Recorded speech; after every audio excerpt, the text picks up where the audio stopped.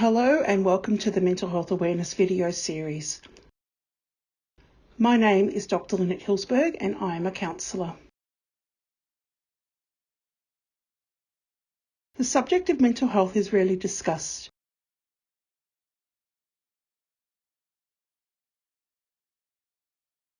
Knowing what can control or change our mental health is important. We need to understand why we feel different and how the choices in our lives can affect our overall mental state. These videos are aimed to help open the conversation to bring awareness of this sensitive topic and encourage people to reach out for support if needed. The information will benefit the deaf, hard of hearing, vision impaired and hearing communities because the information is given in sign, voice and closed captions. As Auslan is my second language and out of respect to the community, I feel it's important that I have a deaf person sign on my behalf while I do voiceover. I would like to introduce James as the interviewer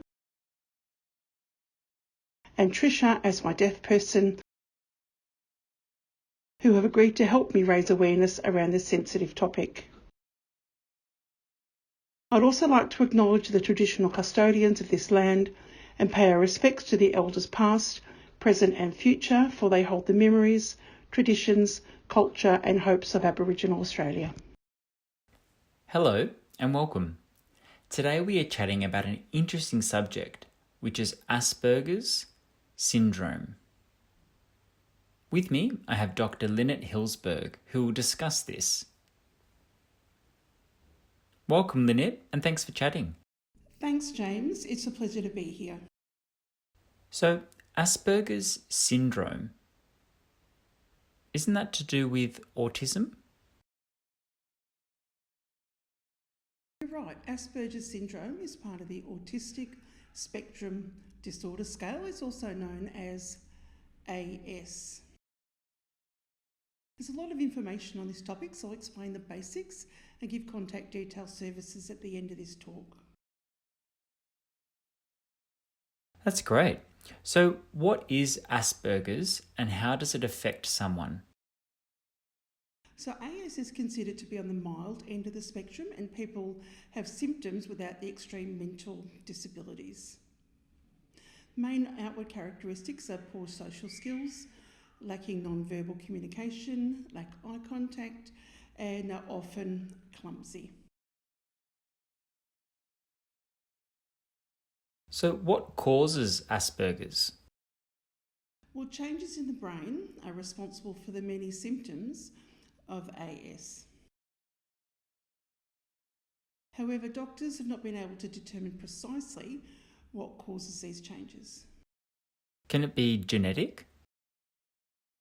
Well, genetic factors and exposure to environmental toxins like chemicals or viruses that contact with human skin. They've been identified as potential contributors to developing this disorder, and boys are more likely to develop AS than girls. Currently, there's hundreds of studies from scientists around the world trying to understand the cause and treatment of this syndrome.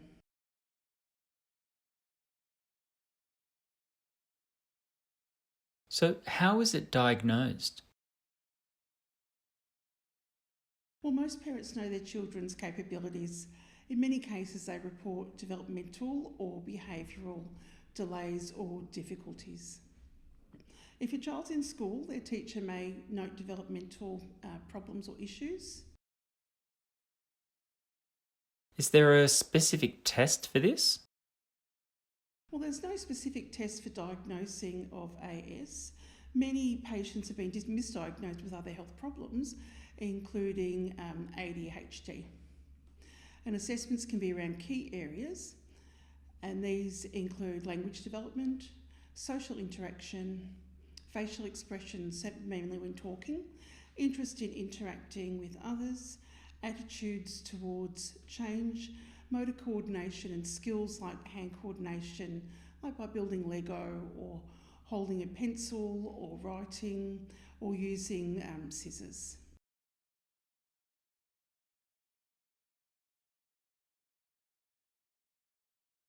What are the symptoms of Asperger's syndrome?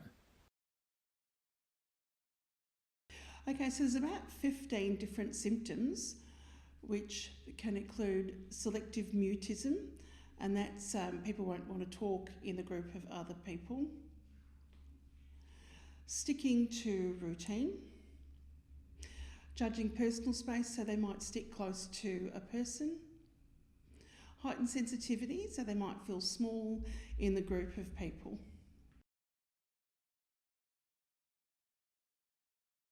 What are some of the others?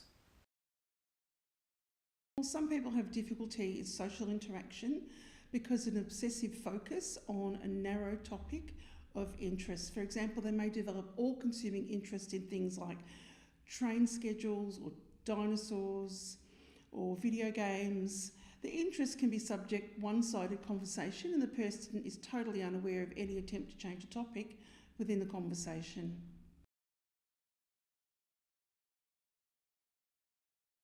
I see. Are there other clues? Yeah, people with AS are unable to read the facial expressions and body language. Many find it hard to recognise other people's feelings, so it's common for them to avoid eye contact when speaking with others, and it makes it hard for the deaf community to understand because we think that they're rude. That's so interesting. I didn't realise this. Yeah, and they may also be loud in volume, speak in a monotone, and show limited facial expressions. So again, it can be hard for the deaf person to understand the message or conversation when talking to them. What about physical issues? Does the person act different? People with AS may also have difficulty with essential motor skills like running or walking, lack coordination and not be able to do certain tasks like climbing or maybe riding a bike. They also have bad handwriting, which is thought to be caused by poor hand-eye coordination. This sounds like it would make a big impact on their life. How does this affect their friendships? Well, they may not connect well due to their behaviour and the lack of social skills. They may want to, but may find it hard to talk to other children or participate in group activities. Some children have no desire for friendships and want to be by themselves. Can you give an example of this? Well, the child may play too roughly or say harsh things and not realising they're hurting the other person. When confronted about this, they might not respond and say that was true, but they don't want to understand the issue. So what happens when they grow up? How would it impact on others? Well, adults may find it difficult to empathise with others. As they age, the person eventually learns the accepted social response for interacting with others, and they may act appropriately and say the right things, but they don't understand why the person is really upset. So people with AS can't make friends? Yeah, they can, but they can be described as socially awkward or active but odd. They may become socially active, forming close friendships. Others may try to surround themselves with people making lots of acquaintances, but they have no deep friendships. And the reason they struggle in these situations is because they have trouble, picking up on or understanding others' non-verbal social cues, eye contacts or face expressions, even body language. Ah, I see. Do you have any examples? Yeah, the social clues include things like body language, gestures, facial expressions. Example, the person may not realise that when someone crosses his arms and scowls that he's angry. Again, it's all related to how well the person empathises with others. Is there anything else? Yeah, other symptoms of where the person literally interprets what's being said.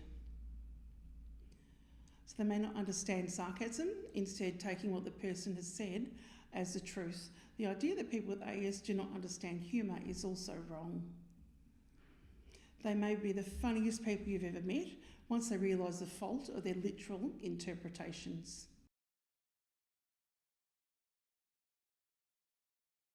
With explanation, they're able to understand the true meaning behind what's being said and laugh at their own mistakes. For example, get your eye on the ball. The person might think they have to put the ball in their eye socket. Actually means to have focus on the ball or aim for the ball while playing any kind of ball game. So, are there any positives with AS? A lot of AS have amazing ability with pattern recognition. That's because their brains are trying to make sense of their surroundings. Schooling develops the neural pathways of pattern recognition. Even though they might find school difficult and struggle with their grades, pattern problems like math and in art may be very enriching.